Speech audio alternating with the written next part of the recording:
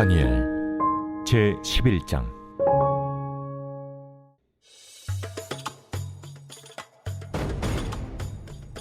내가 또 메대 사람 다리오 원년에 일어나 그를 도와서 그를 강하게 한 일이 있었느니라.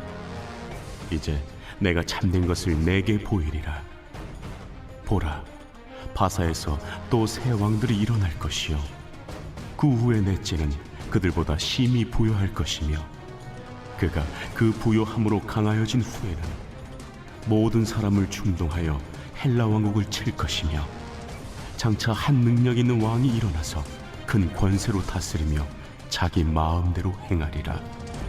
그러나 그가 강성할 때 그의 나라가 갈라져 천하 사방에 나누일 것이나 그의 자손에게로 돌아가지도 아니할 것이요, 또 자기가 주장하던 권세대로도 되지 아니하리니 이는 그 나라가 뽑혀서 그 외에 다른 사람들에게로 돌아갈 것임이라. 남방의 왕은 강할 것이나 그 군주들 중 하나는 그보다 강하여 권세를 떨치리니 그의 권세가 심히 클 것이요, 몇 해 후에 그들이 서로 단합하리니 곧 남방 왕의 딸이 북방 왕에게 가서 화친하리라. 그러나 그 공주의 힘이 쇠하고 그 왕은 서지도 못하며 권세가 없어질 뿐 아니라 그 공주와 그를 데리고 온 자와 그를 낳은 자와 그때 도와주던 자가 다 버림을 당하리라. 그러나 그 공주의 본 족속에게서 난 자 중에 한 사람이 왕위를 이어 권세를 받아 북방왕의 군대를 치러 와서 그의 성에 들어가서 그들을 쳐서 이기고 그 신들과 부어 만든 우상들과 은과 금의 아름다운 그릇들은 다 노략하여 애굽으로 가져갈 것이요, 몇 해 동안은 그가 북방왕을 치지 아니하리라. 북방왕이 남방왕의 왕국으로 쳐들어갈 것이나 자기 본국으로 물러가리라. 그러나 그의 아들들이 전쟁을 준비하고 심히 많은 군대를 모아서 물이 넘침같이 나올 것이며, 그가 또 와서 남방왕의 견고한 성까지 칠 것이요, 남방왕은 크게 노하여 나와서 북방왕과 싸울 것이라. 북방왕이 큰 무리를 일으킬 것이나 그 무리는 그의 손에 넘겨준 바 되리라. 그가 큰 무리를 사로잡은 후에 그의 마음이 스스로 높아져서 수만 명을 엎드러뜨릴 것이나 그 세력은 더하지 못할 것이요, 북방왕은 돌아가서 다시 군대를 전보다 더 많이 준비하였다가 몇 대 곧 몇 해 후에 대군과 많은 물건을 거느리고 오리라. 그때 여러 사람이 일어나서 남방왕을 칠 것이요, 내 백성 중에서도 포악한 자가 스스로 높아져서 환상을 이루려 할 것이나 그들이 도리어 걸려 넘어지리라. 이에 북방왕은 와서 토성을 쌓고 견고한 성읍을 점령할 것이요, 남방 군대는 그를 당할 수 없으며 또 그가 택한 군대라도 그를 당할 힘이 없을 것이므로 오직 와서 치는 자가 자기 마음대로 행하리니 그를 당할 사람이 없겠고 그는 영화로운 땅에 설 것이요, 그의 손에는 멸망이 있으리라. 그가 결심하고 전국의 힘을 다하여 이르렀다가 그와 화친할 것이요, 또 여자의 딸을 그에게 주어 그의 나라를 망하게 하려 할 것이나 이루지 못하리니 그에게 무익하리라. 그 후에 그가 그의 얼굴을 바닷가로 돌려 많이 점령할 것이나 한 장군이 나타나 그의 정복을 그치게 하고 그 수치를 그에게로 돌릴 것이므로 그가 드디어 그 얼굴을 돌려 자기 땅 산성들로 향할 것이나 거쳐 넘어지고 다시는 보이지 아니하리라. 할렐루야. 사랑하는 열린문교회 성도 여러분, 지난밤도 주님 주신 은혜와 평강 가운데 단잠 주무셨습니까? 아침을 깨우는 말씀, 수요일 이 아침에 주님께서 저와 여러분에게 주시는 말씀은 다니엘 11장 1절로 19절까지의 말씀입니다. 오늘도 주시는 살아계시는 하나님의 말씀을 통하여 저와 여러분의 삶 가운데 선명한 성경적 기준이 세워지길 원하고, 또한 세워진 그 기준으로 오늘도 맡겨주신 하루의 삶을 살아내심으로 하나님께는 영광이요, 그리고 저와 여러분의 인생 가운데는 가장 복되고 귀한 하루를 살아내시는 오늘이 되었으면 좋겠습니다. 오늘 다니엘서 11장 말씀에는요, 어제 이 10장의 이 말씀에서 나타나는 바와 같이 결국엔 하나님께서는 앞으로 일어날 그 권력들, 권세들에 대한 이야기들과 최후의 어떠한 심판과 어떠한 나라의 회복들이 일어날 것인지에 대해 전반적인 어떤 영적인 의미에서의 예언을 하나님께서 허락하셨고, 이제 11장부터는 앞으로 출현할 나라들의 어떤 흥망성쇠를 보여주시며 세계 역사 가운데 어떠한 일들이 일어날지에 대한 구체적인 예언들이 담겨져 있습니다. 시간 관계상 오늘 본문에 드러나는 그 역사들을 하나하나 짚어가며 여러분에게 자세하게 설명해 드릴 수는 없겠으나 간략하게 대략으로나마 여러분들에게 이 설명해 드림으로 하나님의 그 예언이 얼마나 구체적인 것이었고 정확한 것이었는지에 대해서 여러분과 함께 나눠드리며 오늘 주시는 그 은혜들을 함께 적용하는 시간을 갖도록 하겠습니다.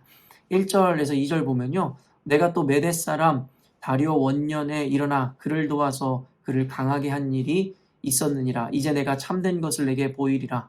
보라, 바사에서 또 새 왕들이 일어날 것이요 그 후에 넷째는 그들보다 심히 부요할 것이며 그가 그 부요함으로 강하여진 후에는 이 모든 사람을 충동하여 헬라 왕국을 칠 것이며, 하나님께서는 천사들을 보내어 결국엔 다리오를 도와 그에게 힘을 실어 주었음을 우리는 잘 알고 있습니다.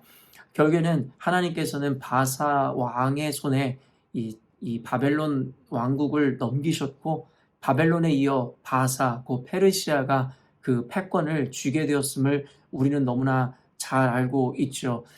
그리고 이 다리오 왕 때에 여러분 다니엘이 사자굴에서 일어났었던 그 일들 여러분 잘 알고 계실 것인데요. 이 다리오 왕이 죽고 난 이후에 고레스 왕이 그 뒤를 이어 바사의 페르시아의 왕으로서 즉위하게 되는데요.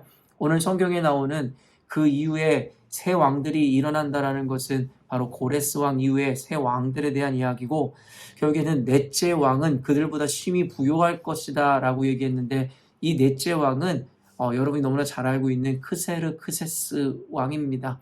언젠가도 이야기했지만 크세르크세스 왕은 여러분이 잘 알고 있는 영화 300이라는 영화에서 나오는 그 페르시아의 왕, 그가 바로 크세르크세스인데요. 이 크세르크세스는 이 성경에도 나오는 인물입니다. 바로 여러분 잘 알고 있는 에스더의 남편, 이 에스더 여왕의 남편인 아하수에로라고 이름하는 자가 바로 크세르크세스입니다.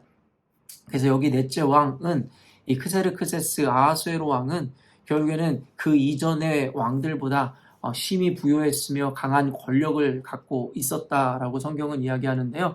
역사에도 증명하듯이 결국에는 그와 같은 권력을 손에 쥔 크세르크세스 왕은 그의 탐욕이 멈추지 않음으로 말미암아 주변의 많은 나라들과 연합하여 결국에는 헬라 왕국을 치게 됐다라는 것, 그리스를 치게 됐다라는 것을 우리는 너무나 잘 알고 있죠. 그 300이라는 영화가 물론 영화화된 이 어떻게 보면 조금은 각색이 되고 꾸며진 내용이지만 역사의 일부를 다루고 있음을 우리는 잘 알고 있고, 결국엔 그리스를 점령하기 위해서 이 크세르크세스 왕이 그가 점령한 많은 나라들의 이 군대들을 동원하였다라는 사실을 우리는 잘 알고 있는데요. 오늘 성경에서 정확하게 이야기하고 있죠. 그 부요함으로 강하여진 후에는 모든 사람을 충동하여 헬라 왕국을 칠 것이며 바로 그리스 왕국을 치게 될 것이다 라고 이야기하더라는 것이죠. 근데 여러분도 잘 아시겠지만 크세르크세스 왕의 탐욕으로 말미암아 영토 확장을 꾀하였으나 역사에 보면 이 살라미스 해전이라는 그 해전에서 대패를 하고, 이 역시도 여러분 영화 300이라는 영화 두 번째 이야기에서 다루고 있는데요. 살라미스 해전에서 대패한 크세르크세스 왕은 그 이후로 많은 여러분 군사들과 많은 그들의 이 가지고 있었던 모든 것들을 잃어버린 이후에 급속하게 그 왕국이 쇠하여 갔음을 우리는 잘 알고 있습니다. 그리고 이 다음 왕인 아닥사스다 왕 때에 결국에는 이 그리스에 의해서, 연합군에 의해서 결국엔 그들은 완전히 무너지게 되는데요. 3절 말씀 보면 장차 한 능력 있는 왕이 일어나서 큰 권세로 다스리며 자기 마음대로 행하리라. 바로 여기서 이야기하는 장차 한 능력 있는 왕이 일어난다라고 할 때 이 왕이 누구냐면 바로 마케도니아의 왕이었던 알렉산더 대왕입니다. 여러분들 너무나 잘 알고 있는 왕, 들어봄직한 이름이잖아요. 바로 마케도니아의 왕으로 시작하여 그는 결국에 어떻게 합니까?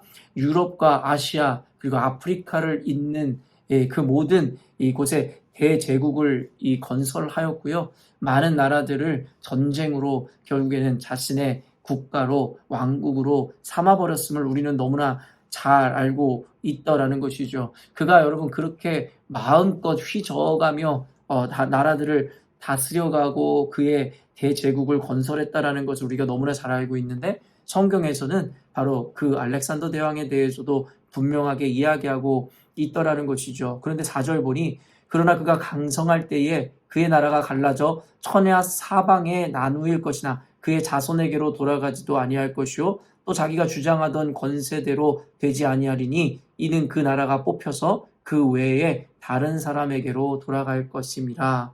알렉산더 대왕은요, 여러분도 방금 다 나눴던 바와 같이 유럽과 아시아 그리고 아프리카를 잇는 대제국을 건설하였고 이제는 자기 뜻대로 자기 마음대로 모든 것이 다 될 줄 알았던 이 알렉산더 대왕은 결국에는 그의 꿈과는 다르게 33세 비교적 굉장히 젊은 나이에 이 지병과 함께 열병 그리고 음주로 인한 이 과로로 인해서 죽음을 당하게 되더라는 것이죠.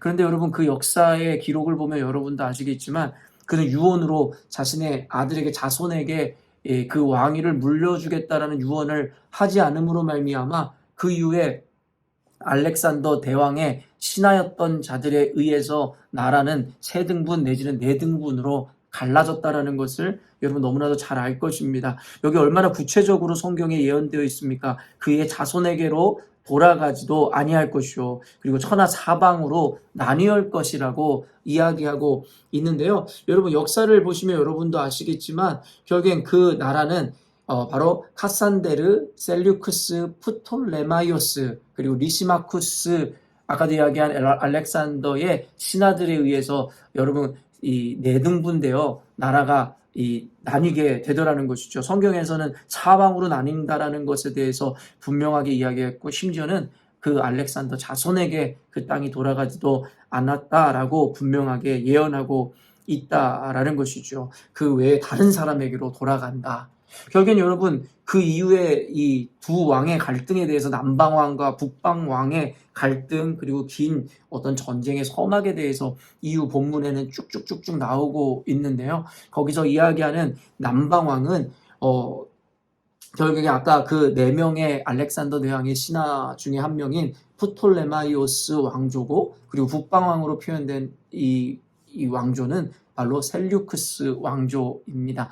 어찌되었든지 간에 제가 여러분들에게 시간 관계상 이 역사에 대한 이야기들을 다 풀어 설명할 수 없겠으나 성경에서는 너무나도 구체적으로 우리가 잘 알고 있는 그 역사의 이야기들이 펼쳐질 것을 미리 알아 예언하고 있더라는 것입니다.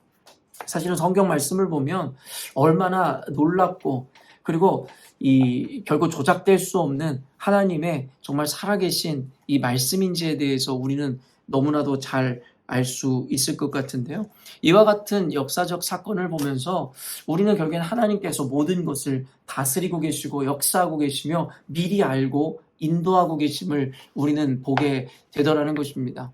그러나 어제 말씀에서도 나누었지만 이미 그와 같은 하나님의 역사와 경륜을 알고 있는 교회와 그리스도인이라 할지라도 어제 본문에는 다니엘이라 할지라도 결국엔 드러나는 일들로 인해서 순간 두려움을 느끼고 좌절하고 절망을 할 때도 있다라는 것이죠. 여러분 이와 같은 역사적인 반복은 지금까지도 일어나고 있으며 그리고 그로 인해서 생겨지는 두려움과 좌절 그리고 괴로움들은 지금까지도 우리 인생들에게 심지어 하나님을 아는 교회와 그리스도인들에게도 동일하게 이루어지는 감정임을 보게 되는데요. 저는 요즘에 이 말씀을 보면서 러시아와 우크라이나의 그 전쟁을 생각해 보게 되었습니다. 여러분 인간의 탐욕과 욕망이라는 것이 그렇습니다. 알렉산더 대왕 역시도 이미 젊은 날에 그는 그가 누릴 수 있는 최고의 부귀, 이 영화, 명예 모든 것을 누렸습니다. 그가 이 지배했었던 그 광활한 영토는 살아생전에 그가 다 돌아다녀 볼 수도 없을 만큼 광대했었단 말입니다. 그러나 그의 야욕은 그와 같은 곳에서 멈추지 않고 더 확장시키고 더 얻고자 하였다라는 거예요. 전 요즘에 러시아와 우크라이나 전쟁으로 인해서 전 세계에 얼마나 많은 민족들이 이런 피해를 당하고 있고 경제적으로 어려움을 겪고 있는지 우리는 너무나 잘 알고 있습니다. 러시아의 대통령인 푸틴이라는 자의 탐욕과 명예욕에 의해서 저는 전 세계 열방들이 이렇게 고통당하는 것을 보면서 참으로 안타깝다라는 생각이 들었습니다. 물론 단순히 영토 확장을 위한 전쟁이다라고 하기에는 그 뒤에 숨겨져 있는 정치적인 어떠한 이유들도 굉장히 많이 있을 것입니다. 결국에는 자신의 어떤 권력을 유지하기 위해서 불가피하게 전쟁을 일으킬 수밖에 없었다라는 이야기들도 분명히 있을 것입니다. 그리고 또 더 이면에 여러 음모론자들에 의해서는 결국엔 이 러시아와 우크라이나 전쟁은 미국이 자신의 절대적인 권력과 힘을 유지하기 위해서 러시아의 힘을 빼는 과정이다라고 이야기하는 이들도 있습니다. 그리고 러시아와 우크라이나 전쟁은 단순히 러시아와 우크라이나 전쟁이 아니라 러시아와 미국의 전쟁이다라고 이야기하는 이들도 있습니다. 그리고 또 이어지는 여러분 중국이 대만을 집어삼키려고 하는 그 야욕들을 드러내고 있는데요. 그와 같은 갈등들은 곧 미국과 또 중국의 대결 양상으로 이렇게 비춰지는 요즘입니다. 사실 이로 인해서 정치, 경제, 사회, 문화 모든 다방면 인간 사회를 구성하고 있는 모든 요소들이 굉장히 불안한 요즘을 보내고 있는데요. 그 중심에는 방금도 이야기했던 것처럼 미국이라는 이 절대 강대국이 있는 것은 사실입니다. 결국에 미국이라는 곳에서 금리를 올리기 시작할 때에 전 세계 모든 은행들이라든가 국가들은 울며 겨자 먹기로 그 금리 인상을 따라갈 수밖에 없고 이로 인해서 경제적으로 또 그리고 부동산 경제가 굉장히 위기 가운데로 나아갈 수밖에 없다라는 것을 우리는 너무나 잘 알고 있죠. 그러면서 우리가 눈치를 보고 우리가 촉각을 곤두세우는 것은 과연 미국이 어떠한 다음 스텝을 밟아갈 것인가 라는 것에 모두가 관심을 기울이고 있다라는 것이죠. 말 그대로 지금 이 시대에 결국엔 가장 강한 나라 그리고 권력을 모두 쥐고 쥐락펴락하는 것이 미국이다라고 우리가 이야기할 수 있을 것이기 때문입니다. 그런데 오늘 다니엘서를 통해서 우리가 볼 수 있는 것이 무엇입니까? 하나님께서는 이미 1절에서도 이야기하지만 이 다리오 왕에게 힘을 줌으로 말미암아 그때 당시에 이 가장 강대국이었던 바벨론을 물리치고 강성대국을 세울 수 있게 하셨다라는 데에 이 포인트가 있습니다. 그리고 그 이후에도 결국에는 넷째 왕이 심히 부요할 것이요.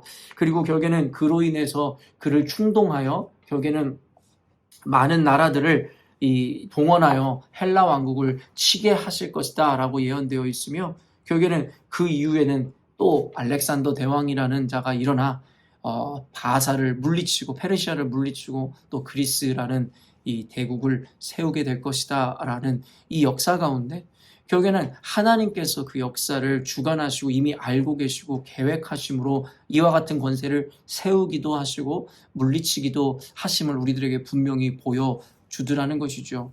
이 이야기를 통해서 여러분들에게 나누고 싶은 이야기는 무엇이냐면 결국엔 지금 우리가 주목하고 있는 미국의 다음 스텝, 미국의 움직임 사실은 그것은 미국에 의해서 좌지우지되는 세상이 아니라 바로 하나님께서 미국이라는 나라를 통하여 당신의 계획과 당신의 주권을 이루어 가신다라는 것이 사실은 주요 포인트이지 않을까 싶습니다. 물론 미국이라는 나라를 높이고자 함이 아니라 결국엔 미국이라는 나라가 과연 하나님의 선한 도구가 될지 그렇지 못한 도구가 될지는 우리는 모르겠으나 미국이라는 나라가 세상의 패권을 쥐고 세상을 주도하는 여러분 핵심이 아니라 바로 그 위에 계시는 하나님이시라는 것에 대해서 우리는 기억할 수 있어야 된다라는 것입니다. 매일 성경 해설자는 뭐라고 이야기하냐면 성경을 볼 때뿐만 아니라 역사와 세상을 읽어낼 때도 신앙의 눈이 필요하고 성령의 조명이 필요합니다라고 이야기하는데 참으로 동의가 되는 말이었습니다. 사랑하는 열린문교회 성도 여러분, 우리가 보는 것, 우리가 느끼는 이 세상을 여러분 그것이 진리이고 사실이라 생각하지 마시기 바랍니다. 우리는 신앙인으로서 보여지고 존재하는 것 이상 그 너머에 있는 하나님의 뜻과 그 계획에 시선과 초점을 맞출 수 있어야 함을 잊지 않으셨으면 좋겠습니다. 단순히 푸틴에 의해서 혹은 김정은에 의해서 혹은 바이든에 의해서 세상의 전쟁이 그리고 세상의 이 흥망성쇠가 여러분 결정되어지거나 움직여지는 것이 아니라 바로 그 위에 계시는 하나님의 철저한 섭리와 계획에 의해서 세상은 움직이고 주도된다라는 걸 잊지 않으셨으면 좋겠습니다. 그리고 언젠가도 설교하였듯이 우리가 세상을 주도하는 그 하나님의 편에 서 있다면 결국에는 앞으로 장차 일어날 모든 일들은 하나님의 편에 서 있는 자들에게는 결국 저주나 재앙이 아니라 도리어 그들에게 하나님께서는 놀라운 축복과 은혜와 번영을 허락하시고자 하는 과정임을 알게 될 거라는 것입니다. 그러므로 매일 성경의 해설자가 이야기하는 바와 같이 우리는 이 신앙의 눈으로 역사를, 세상을 볼 수 있어야 하며 성령의 조명하심을 통해서 지금 일어나고 있는 일들에 숨겨져 있는 하나님의 의도를 볼 수 있어야 한다는 것입니다. 그러므로 사랑하는 성도 여러분, 일어나는 현실과 상황에 의하여 좌지우지되거나 불안해하고 두려워하지 마시고 그 안에 역사하고 계신 하나님을 믿음의 눈으로 바라봄으로 말미암아 그 가운데서도 평안을 누리시기를 바랍니다.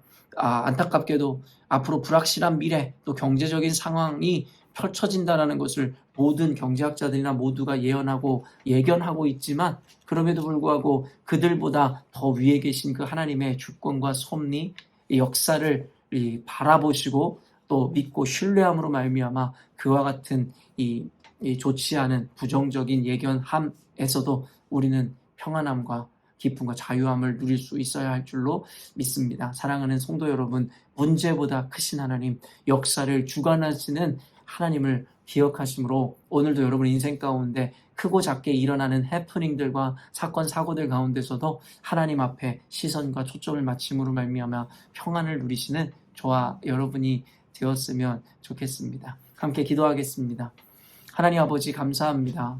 오늘 말씀을 통하여 구체적인 역사에 대한 증언과 예언을 통하여 하나님의 살아계심과 모든 것이 하나님의 철저한 섭리와 계획함 가운데 인도함 받고 하나님 그리고 역사되어진다라는 것을 우리들에게 분명히 가르쳐 주시니 감사합니다. 알고도 당하는 것이 우리의 어리석음이며 하나님 알면서도 불안에 떠는 것이 우리들의 불신앙적인 모습인 것 같습니다. 하나님 오늘 말씀을 통하여 여전히도 하나님을 온전히 신뢰하지 못하고 순간순간 일어나는 현상들과 상황들 그리고 움직여지는 이 이야기들로 인해서 하나님 아버지 이 바람에 나는 겨와 같이 오락가락하는 우리들의 부족함 하는 연약함 가운데 주님의 긍휼의 은혜를 베풀어 주시길 원합니다. 오늘 말씀을 통하여 우리들에게 다시 한번 역사의 주인이 누구인지에 대하여 가르쳐 주시는 주님, 우리를 하여금 역사의 주인이신 주님을 붙잡게 하시고 문제보다 크신 하나님 그리고 역사를 주관하시는 그 주님을 믿고 신뢰함으로 불안전하고 불확실한 미래와 그리고 그 예측과 예견 가운데서도 우리만큼은 평안과 안정을 누릴 수 있도록 주님 축복하여 주옵소서. 그 가운데서도 과연 우리는 세상의 편인지 아니면 하나님의 편인지를 선택하게 하시고 우리가 만약에 하나님의 편이라 고백한다면 세상의 주관자이신 주님이 주시는 평강과 은혜로 말미암아 오늘도 맡겨주신 하루를 승리하며 살아가는 우리가 될 수 있도록 은혜 허락하여 주옵소서. 감사드리며 거룩하신 예수님의 이름으로 기도합니다. 아멘. 사랑하는 열린문교회 성도 여러분, 오늘도 하나님께서 주관하시는 역사의 주인이신 주님께서 다스리시는 오늘이라는 하루의 선물을 허락받았습니다.